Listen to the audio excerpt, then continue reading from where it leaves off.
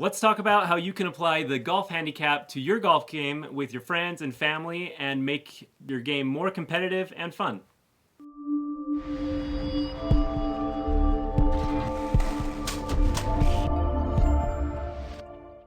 Hey everyone, I'm Brady and this is Tyson with Golf Ascending. And if you're new to the channel, make sure to subscribe. We do create weekly golf content, so click that little subscribe notification bell.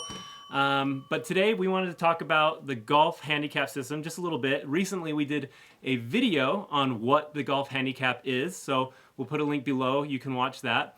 But after we posted it, there was a lot of questions and people commenting on the video saying, this is kind of cheap, like how is this like truly competitive? Like, this is socialism. Like, we see funny things like that. Like, everyone gets a trophy. So we want to kind of talk about how you can make it fun and super competitive when you're playing with people at different skill levels in golf. Okay, so I'm going to get right into it and kind of how me and Brady would apply it on a, regular golf day, like on a Saturday. So there's two different types of applications you can have with the handicap when you're just playing with your friends. Okay, so if me and Brady are going out, we would decide if we wanted to play match play or stroke play. And as you guys know, match play, it's kind of a system where you win a hole. And so, let's say I get, if we were both scratch golfers, I got a 5, Brady got a 4, Brady would win the hole. So you can apply handicap to this system. And so to kind of explain this one first, the way that you would apply the handicap, so me and Brady have different handicaps. Brady currently is a 22 and progressing. He's getting a lot better. Yeah, I've made some drastic changes to the swing, so it's kind of gone up again, but it's getting better. So 22, and I am currently an 8. And so the way that you would apply this over 18 holes is you would treat the lowest handicap as a scratch golfer. And so what you do is you take the difference between 8 and 22, which is 14. And so these 14 strokes would be divided out amongst the hardest holes. And so on the scorecard, you will see like a handicap number on each hole.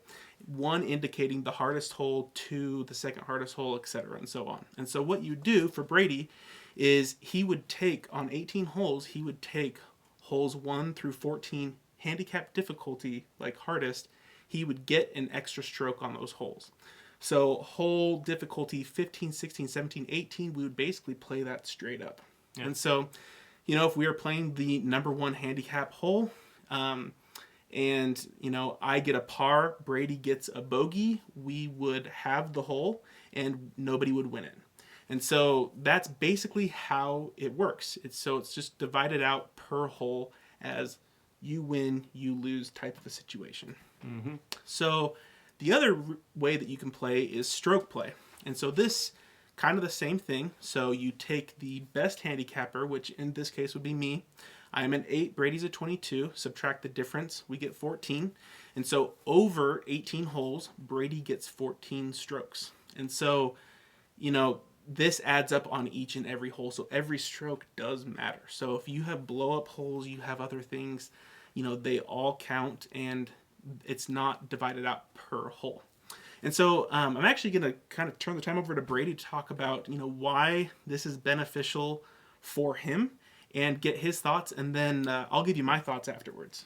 Okay, so I got to say, at the beginning of the year, when we started golfing a lot together, I just didn't want to use the handicap. I wanted to beat Tyson. I'm a pretty competitive person, and a lot of things that I work pretty hard at, I get pretty good at. But golf, that's been one of the most difficult things. It is a hard game.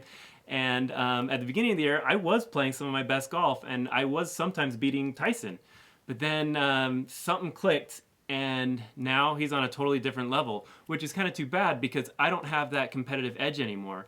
And so recently, I've kind of just accepted we are on different playing levels. If he's an 8 and I'm a 22, that 14 strokes, we're not going to have fun. We're like, hey, I'm going to beat you out on the course today. Like as soon as I get my, triple bogey that I know I'm going to get on at least 1 or 2 holes, it's like I'm done. He's going to get way too far ahead of me, and then it's not competitive anymore. And at that point, I can only be competitive with myself and my own handicap. But if we use the handicap system, now, with how the handicap system works, you still have to play your best golf to get you back to par, or even par. And so even with us using the handicap system, I have to play my best if I want to beat him, and he has to play his best if he wants to beat me. And so in this sense, now I can be a lot more competitive. And the other day we tried this out, and I was able to beat him. And I actually played my best round of golf that I played in a while since making drastic changes to my swing. And because of it, my handicap got a little bit lower, and it will continue to get lower. So doing this kind of made it so where if I'm more competitive, I'm going to get better. And guess what? He's going to get better too. And so my handicap will get lower, and his handicap will possibly get lower too. It's a little harder to improve once you're, below 10 or below 5, because again, golf is just a hard game. But in this sense, now we both have something to work towards. Now we can compete with each other, and we can both play our best golf competitively.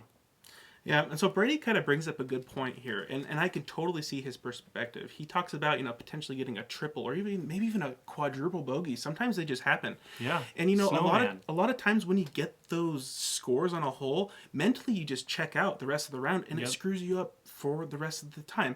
And so, for Brady's sake, if he knows that, okay, I put this one behind it, I had strokes to give, Tyson, I'm still in this. I can still play my best golf. And, Brady's completely capable of birding and parring holes.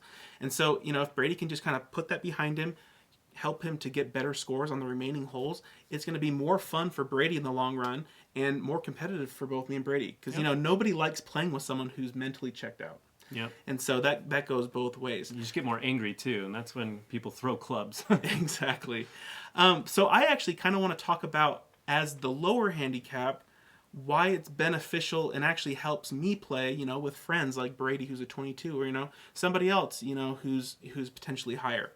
And so the reason why it is actually good to play like this is I know at the beginning of the round, okay, let's say me and Brady are playing 9 holes, okay, you shortened a little bit, okay, we have, the 14 that I allow him on 18, and I have to give him, or I have to make up 7. 7. Okay, so on 9 holes, I know in the back of my mind, I have to make up these 7 shots and do better. Yeah. I can't just be better than him on 7 shots. I have to do even better to ensure that victory. And so, when we're playing holes like par 5s, where for me, maybe it's reachable and for Brady it's not, it's actually risk reward for me to go for it, have that extra stroke on the green to potentially shave off a stroke here and there. Yeah. And so in my mind, it's almost like I'm playing catch up. It's a game. It's like, hey, how many can I get on Brady before the 9 holes expire?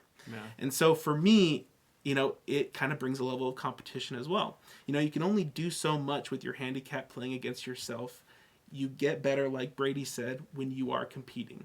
And, yes, at the end of the day, can Brady say, yeah, I beat Tyson? Yes, he can say that all he wants. And I did last time. But what's very interesting about this is, yes, Brady beat me last time, was his net handicap. By 4 strokes. By 4 strokes, but what ended up But by actual strokes, gross was I won by 3. 3. So I actually had a really good game since he beat me by 3, and he had an okay game. Yeah, so just kind of average for me, but Brady played really good, and Brady was rewarded for it. And so, long story short, we just kind of wanted to create, some examples, show you guys how it's beneficial to apply the handicap system to help both, the lower handicap guy and the higher handicap guy. It's mutually beneficial for both of us, and let's be honest, we all want to be better at this great game of golf that we love. Yep, So, for sure. Yeah, if you guys enjoyed the video, make sure to press that like button and subscribe. We upload golf content every week. Topics vary, but let us know down in the comments down below what you'd like to hear from us. We would love to hear that and potentially, give you guys a video about it. So until next time.